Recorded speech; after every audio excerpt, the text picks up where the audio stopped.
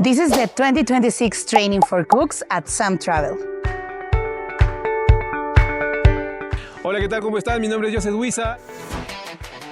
Estamos el día de hoy en este lugar hermoso en Ollantaytambo con la agencia SAM Travel, que el día de hoy estamos haciendo la capacitación de sus cocineros de Camino Inca para que puedan brindar un mejor servicio a sus clientes. Estamos dándoles nuevas pautas para que puedan tener más opciones de comida y también para que puedan ejercer una mejor manipulación en los alimentos.